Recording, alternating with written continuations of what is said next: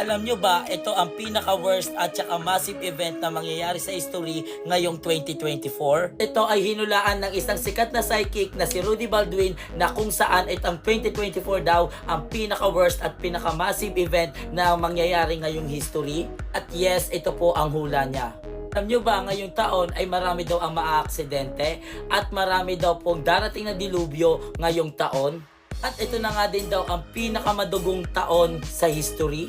At ayon nga sa vision ni Rudy Baldwin, ngayon daw taon marami ang madidisgrasya at maaaksidente sa iba't ibang bahagi ng Pilipinas. Ito pa nga ang isang hula ni Rudy Baldwin na kung saan ang vision niya ay darating daw na bagyo na 5 na sunod-sunod na pinakamalakas na bagyo na mangyayari sa Pilipinas. At ang isa pa niyang ambition, ang isang ito ay nakakatakot talaga.